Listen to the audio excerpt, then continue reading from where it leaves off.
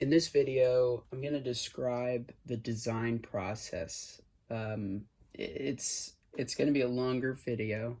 I'm going to explain a lot of things as well as show and tell. So this would be a good video if you're studying and you want, like a podcast style thing to listen to or something like that. This might be a good video to just pop in those earbuds and listen in. I'm going to explain most of the concepts. You won't have to look a lot of times, but feel free to look. There'll be lots of visuals and, like I said, show and tell, and some time that I explain some of the mechanical concepts. But for the most part, this video will be about my design process and how I get to a final design and where it goes. So let's jump in. So I've been working on this project. This is DSS 43, Deep Space Station 43. It's a NASA transmitter, and this is the portion that I'll be discussing today and my design process for that. This is the pointing system. So you have the main reflector, you have the subreflector, and then this structure here with the four legs is called the quadrupod, and it holds up the subreflector pointing system. The subreflector itself is just the dish, and then what it does is the signals come from space and they're scattered, and so they hit this large dish, this large reflector, which reflects it into the subreflector, which reflects it down into the antenna. So this is the portion I'll be talking about. And this is steerable. On this particular deep space station, number 43, 14, and 63, all of them have a steerable subreflector. And the reason is because we have three feed cones. These are three cones in the center there that process and transmit three different types of frequency. So radio frequencies. And of course, one of the reasons for that is we have different spacecraft that we've sent up. Mankind has sent up since, the 50s and 60s during the space race. And sometimes they are very far away, like the Voyager spacecraft. And so those process different signals than, say, some of the more modern Mars missions. And then and some of, like, the feed cones, they do different tasks. So that's the reason for three different ones. And so you can see in this picture, I really like this picture because it shows that the subreflector is tilted. And that's the reason for that is because it has to point at only one of the feed cones in order to reflect the signal from the main reflector back into, off of this reflector into the transmitter. And so this is also called the cone selector. So this is a very complicated system to replicate, especially in such a small scale with predefined parts, something I can't just if I want to keep it pure Lego, I can't just 3D print a new piece. I've thought about it, but for the most part, I don't want to do that. There will be, and I'll discuss this later, there will be some 3D printed elements in this, and there's a good reason why. And I'll explain that in other videos. But for now, I wanted to do something that was pure Lego. So how do you replicate such things? Well, for me, I look at photos like this. I go online and I do research for months, sometimes years, before I really get to a project, the build process.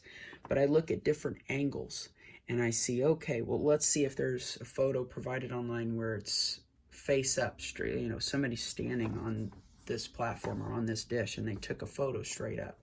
And I found quite a few photos. I don't have them printed right now, so I can't show you at the moment, but I've found a lot of information online in my research, and so and NASA provides three-dimensional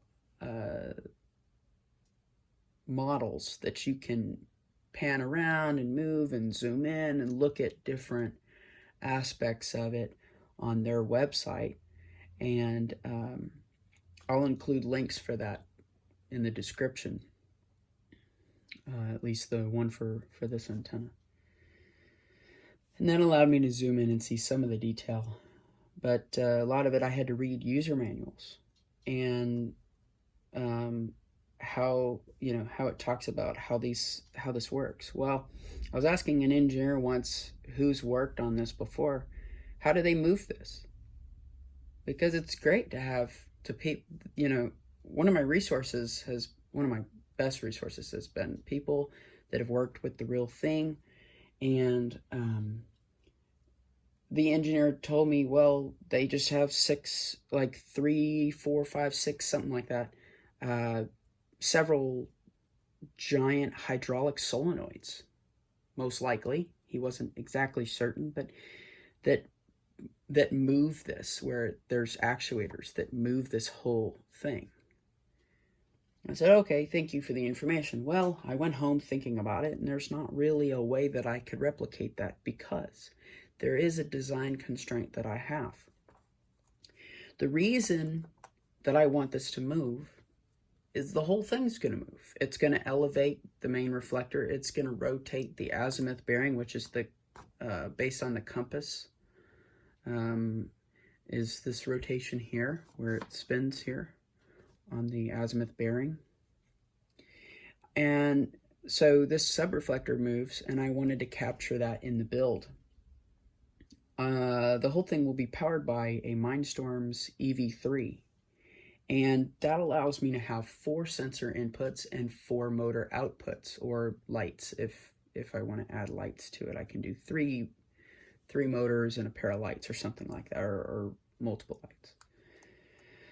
So the elevation bearing is 1, the azimuth bearing is the 2nd, and then the lights are the 3rd, because it has 3 or 4 lights on the dish that light up. So that leaves me a 4th output. So I only had 1 motor option for this. At most, I would get rid of the lights and I'd have 2 outputs. But I wanted to see if I could do it with 1, because this is suspended way out there. And when you have a weight like that, all that weight, that's the load bearing. And so to have all that weight out there is, it puts a lot of stress on the model. And so I wanted to keep it at 1 motor if I could. So I went through a lot of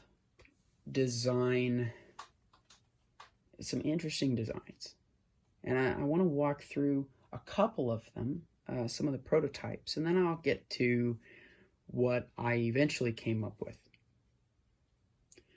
So, and last week I showed a little bit about this one, and we'll get to this later and how it works.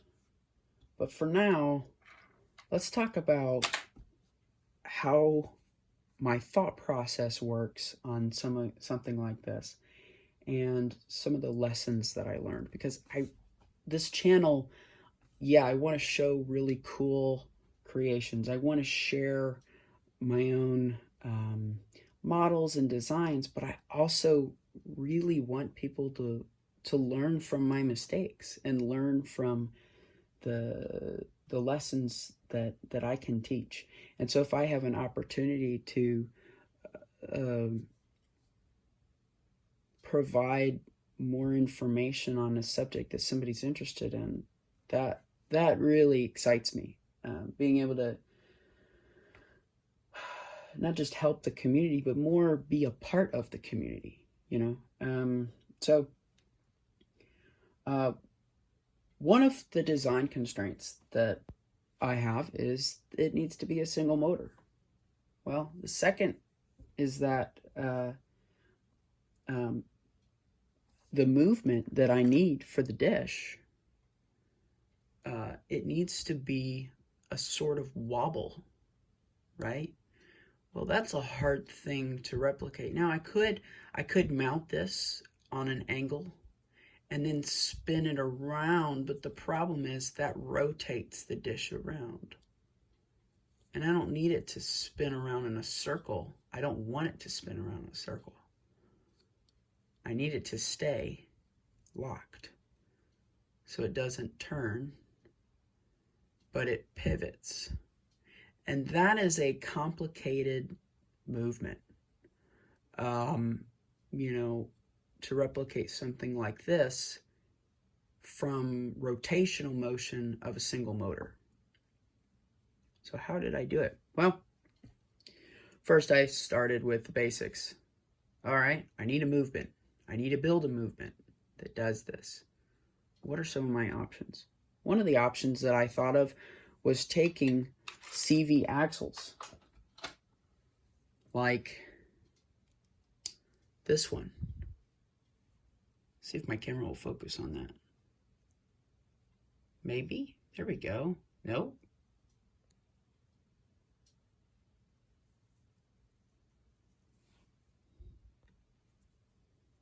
Wow. Okay. Like this piece, or these two pieces, where I can rotate at an angle, right? Well, I can mount it such that this can loosely move in that circular pattern without rotating when I fix this end. So then I took a second one, which was also fixed at the bottom, like this, and something could be mounted like the dish. So for example, well, do this.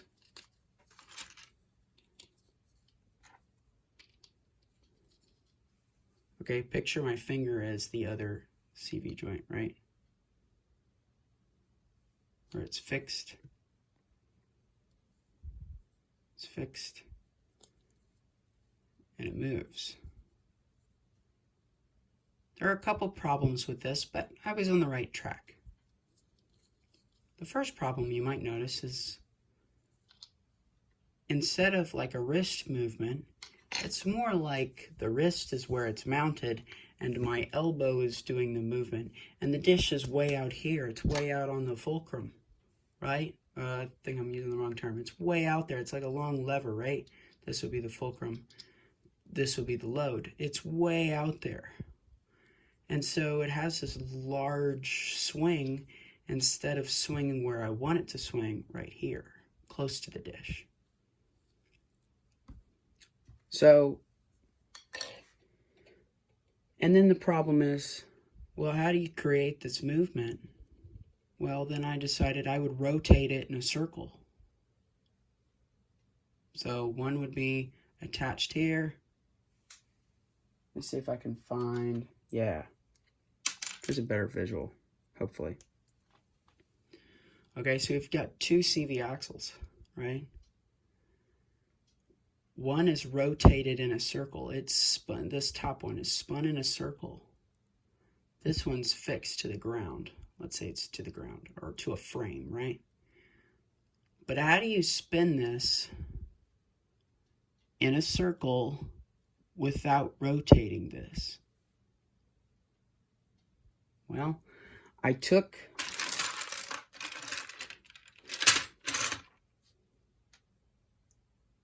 misplaced the part. I was going to show you.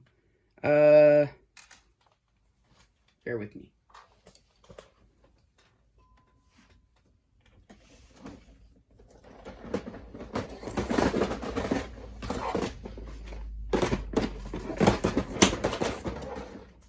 Let's get out one of the toolboxes here.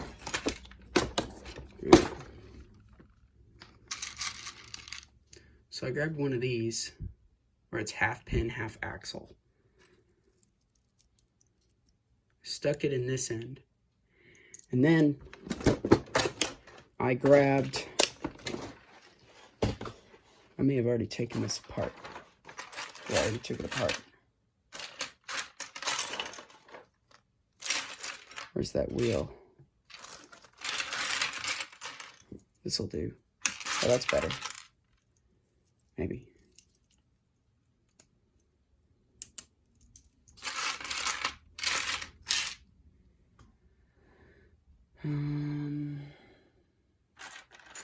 I had an axle, but I don't see it, so I'm gonna grab one of these. Just, it'll work.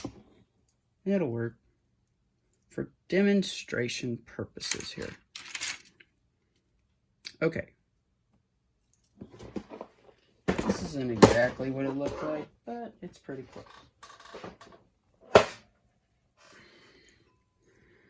So I had this thing, right? And it's mounted like this, right? And when you spin this, that CV joint spins in a circle, but it also spins around that circle. So if I take my finger like this, okay, and I spin this platform, right, if it's fixed here, then my hand is going to turn around in that circle. But if I need my hand to stay, you see what I'm saying? We're not rotating this finger. We need to spin this, rotate it in a circular pattern, in a path, a polar path, without rotating it. That's a difficult task to do. So my thought was, okay, well, I'll spin this wheel, and then I'll have this fixed joint here. And what happens is, you see how it's not spinning? Let's get some better lighting in here.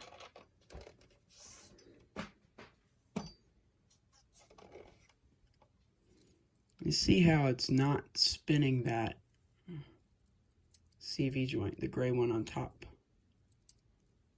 It's just rotating it in a circular path.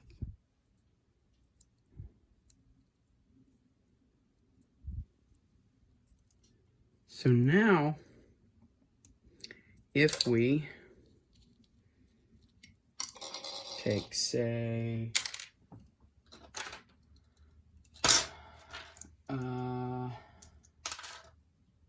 yeah, let's take this.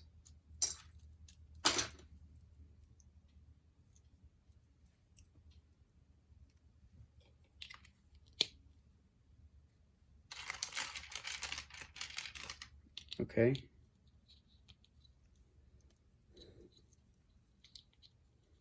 This is crude, but it gets the point across, right? So if we mount the dish in the middle and spin it around in a circular path,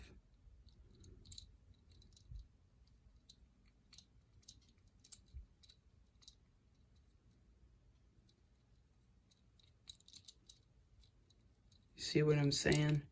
It rotates it in that. But the problem is,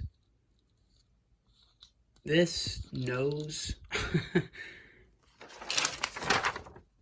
there's nothing underneath that dish, because the signal needs that flat convex surface to bounce off of.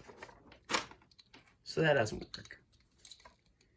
So it was a great idea in theory, but it doesn't work in practice. So how did I fix this? Well, I thought, well, okay, let's step back a minute. How do I replicate the movement? And this is where my, I guess,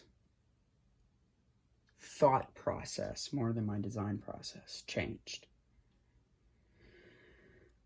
I had to realize, and it took me until last week actually, well, as of recording this video, a couple weeks ago for you,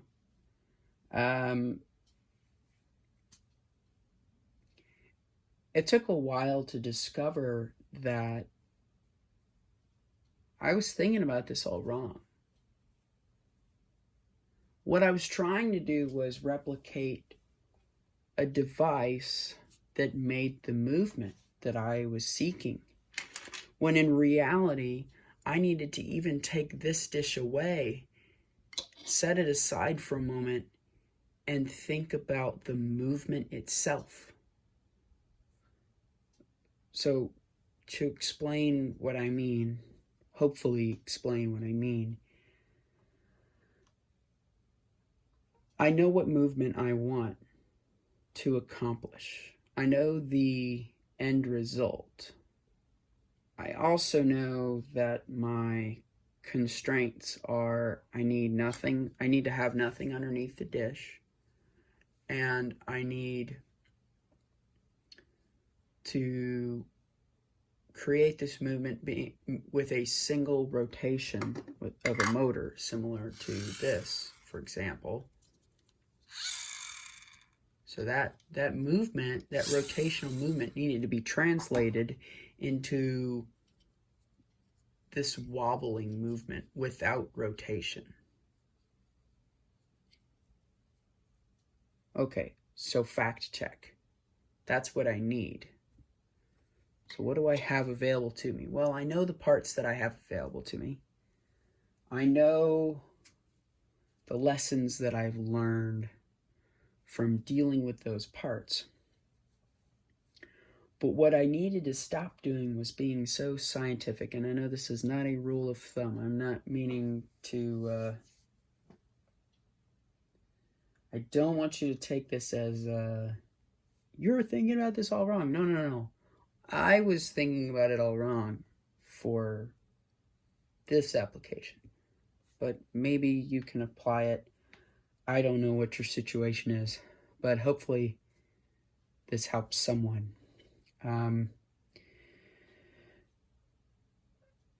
I realized I was thinking about these parts in such a scientific, this is the way these parts work, this is the way they work together, this is the way they influence movement together, this is what each part is capable of. I was being so scientific and so specific about it that I wasn't really leaving myself room to discover more things that parts were capable of. So for example, this is actually something I did. I'm not making this up on camera. I took one of these clutch gears, right? Where it has a clutch on one side, and then this version, this is an older version, it also had some teeth on there that could mesh with the older bushes. But it's the 16-tooth gear. And I said, great, it has a round hole. Okay, what part meshes with it best? How about a ring drive? Okay. So there's a little bit of backlash. If you don't know what backlash is, it's essentially the distance that a toothed gear or something has to travel before it spins the other. So the driver gear, let's say, is my right hand, and the follower gear is my left hand. We have teeth on them, right? Well, if it starts spinning this way, it has to spin a certain distance before engaging that gear and turning it, right? That's called backlash, okay? So there's a little bit of backlash. Okay, fine. Whatever. Well, I wonder, using this ring drive, I wonder what parts can I connect to this gear? Using this as a sort of liaison, if you will, between the two parts. So I looked at my tray here and I said, well, I've got all these round pieces, and what's stopping me from just taking one of these and shoving them together? And I discovered that these freely turn. Well, because these have an axle hole in them, and you can see there's an axle in there, actually.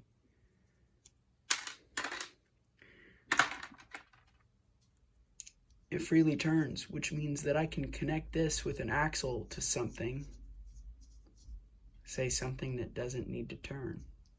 Okay, that's fixed. And then I can drive this with a belt, like a rubber band, right? I could take one of these round rubber belts or even one of the square ones and then drive it with a motor. And then rotate one of these axle extenders. Slide into these here,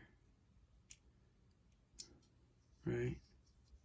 It would freely spin and lock onto this axle connector.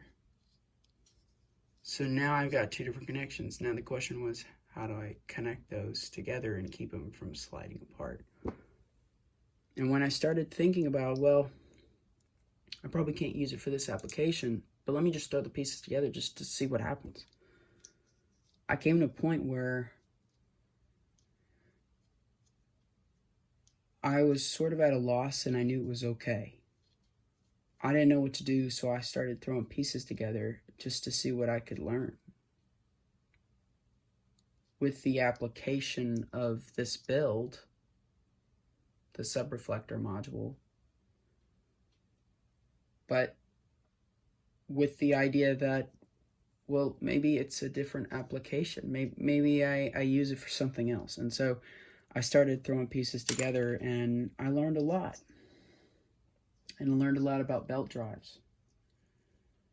And so without taking you through the entire train of thought, because that would take hours, and we don't have that kind of time.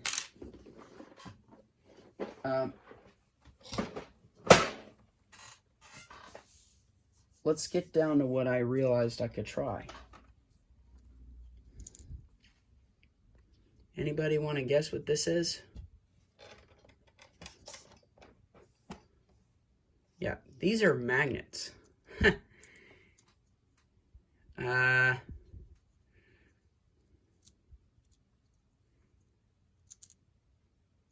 So these three pieces, and then these are the magnet holders here, right? I'm gonna move my light here.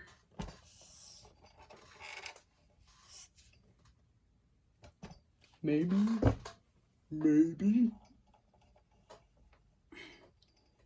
Uh-oh. There it goes. My cord didn't reach long enough. There we go. So these magnet holders, right? And there's that CV axle again. So I could hang it here concentrically and then rotate a magnet around in a circle that attracts these magnets, and it goes ka-tink, ka-tink, ka-tink into the 120 degree positions, right? And then I could mount this dish directly to it. Now, what's the reason for this funky cage? Well, first off, what is it? Well, you got these clips here. You see down in there what it is? It's that bar clip and then the bar receiver clip. This is a pneumatic hose joined at the ends with, you can use a piece of flex tube. I didn't want to cut one of these. I knew I could use one of these. So I used a substitute that was, you know, a lot cheaper. I used a toothpick. Anyway, seriously, I chopped the end off of a toothpick. I know it's cheating, but hey, it's okay. So the reason for the cage is, let me grab, where'd that rod go? Here's an axle here. Slide this on there, slide this on there. Let's put a bush on there. Alright, okay. Oh, wait. Ah, there it goes. Okay. Ta-da! So this dish rides on it. And the reason I used this dish instead of a salad dish like this one is simply that it's that less weightier. It's just that less, that little amount of weight saving at the top of the tower. It makes a huge difference, right? But anyway, it is to keep it from rotating at too severe of an angle. If I don't have this, it could rotate to this angle. Well, that's pointing the outside of the main reflector. That's not pointing at the feed cones at all. So this just allows it to ride on a smooth rail as it's as it's selecting those three positions, right?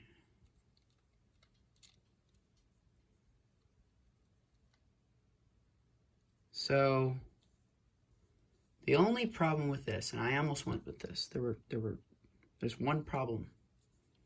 These old magnets aren't strong enough.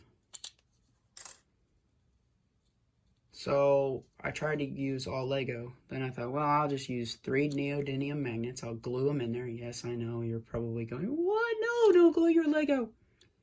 Dude, it's okay. It's okay. I never said you had to glue anything, but I was considering gluing it. Because, hey, if it works, why not? But I waited until I found a different solution or had exhausted myself of any other ideas and trial and error. I knew this would work. If I use 3 stronger magnets and a neodymium magnet on the top side spinning around in a circle, like this one.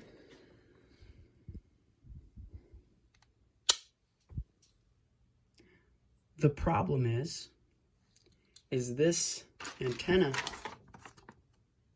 tilts at nearly 90 degrees. It's like 89.9 degrees or something like that. It's close to 90, right? Tilts at almost a right angle. So it needs to survive that tilt test. Well, if I